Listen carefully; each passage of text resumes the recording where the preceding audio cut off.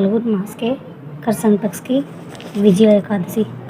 हम दोस्तों, अगर आपको एकादशी व्रत की इस तरह की वो वीडियो चाहिए तो आप मेरी वीडियो को पूरा देखिए और ध्यान से एकादशी व्रत की महिमा सुनिए और आप बेल आइकन दबाना मत भूलिए। तो आइए चलिए आज की वीडियो शुरू करने जा रहे हैं। धर्मराज युधिष्ठिर बोले कि हे जनार्दन, फाल्गुन माह के कृष्ण पक्ष के एकादशी का क्या नाम है तथा उसकी विधि क्या है, सो सब कहिए।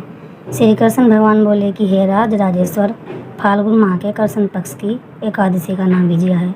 उसके व्रत के प्रभाव से मनुष्य की विजय मिलती है। इस विजय एकादशी के महत्व के शरण व पठन से समस्त पाप नष्ट हो जाते हैं।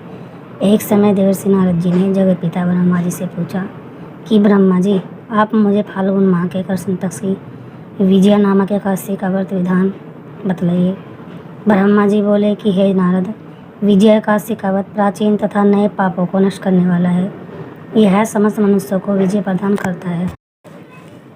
त्रेता युग में श्री रामचंद्र जी को जब 14 वर्ष के लिए वनवास हो गया, तब वह श्री लक्ष्मण जी के तथा जानकी जी से इस पंचवटी में निवास करने लगे। इस जगह रावण ने श्री सीता जी का हरण किया। इस दुखद समाचार से श्री राम जी अत्यंत व्याकुल हुए और श्री सीता जी की खोज में चल दिए। घूमते घूमते वे मरणासन जटायु के पास पहुँचे। कुछ आगे चलकर इनकी सुग्रीव के साथ मित्रता हो गई और बाली का वध किया। श्री हनुमान जी ने लंका में जाकर सीता जी का पता लगा।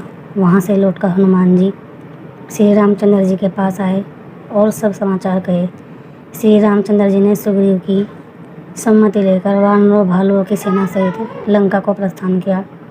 जब श्री रामचंद्र जी समुद्र के किनारे पहुँच गए, तब उन्होंने महान अगाध मगरमच्छ से युक्त समुद्र को देखकर श्री लक्ष्मण जी से कहा, हे लक्ष्मण, समुद्र को हम किस प्रकार पार कर सकेंगे।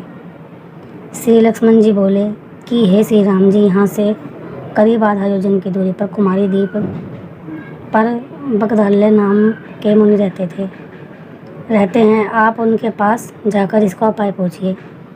लक्ष्मण जी के वचनों को सुनकर श्री राम जी बकदल्य ऋषि के पास गए और उनको प्रणाम करके बैठ गए। मुनि ने उनसे पूछा, हे श्री राम जी, आप कहाँ से पधारे हैं। श्री राम बोले कि हे महर्षि, मैं अपनी सेना सहित यहाँ आया हूँ और राक्षसों को जीतने लंका जा रहा हूँ। आप कृपा कर समुद्र पार करने का कोई उपाय बतलाइए। बकदल्य ऋषि बोले, हे श्री राम जी, मैं आपको एक उत्तम व्रत बतलाता हूँ। फाल्गुन माह के कृष्ण पक्ष की विजय एकादशी का व्रत करने से तुम समुद्र से अवश्य ही पार होंगे और तुम्हारी विजय होगी। हे श्री राम जी, इस व्रत की विधि यह है।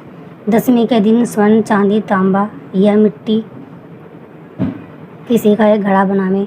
उस घड़े को जल से भरकर तथा उस पर 5 पल्लव रखकर वेदिका पर स्थापित करें।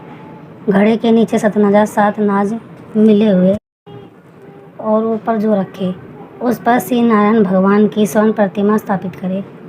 एकादशी के दिन स्नान आदि नित्य कर्म से निवृत्त होकर धूप, दीप, नैवेद्य, नारियल आदि से भगवान की पूजा करें। उस दिन भक्ति पूर्वक घड़े के सामने व्यतीत करें और रात्रि को भी उसी तरह बैठे रहकर जागरण करना चाहिए। द्वादशी के दिन नदी या तालाब के किनारे स्नान आदि से निवृत्त होकर उस घड़े को ब्राह्मण को दे देना चाहिए। हे राम, यदि तुम इस व्रत को सेनापतियों के साथ करोगे तो अवश्य ही विजय होंगे। श्री रामचंद्र जी ने विधिपूर्वक विजय एकादशी का व्रत किया और इसके प्रभाव से दैत्यों के ऊपर विजय पाई। अतः हे राजन, जो मनुष्य इस व्रत को विधिपूर्वक करेगा उसकी दोनों लोकों में विजय होगी। श्री ब्रह्मा जी ने नारद जी से कहा था कि पुत्र, जो इस व्रत का महात्म्य सुनता है उसको वाजपेयी यज्ञ के फल की प्राप्ति होती है। बोले श्री लक्ष्मण भगवान की जय हो।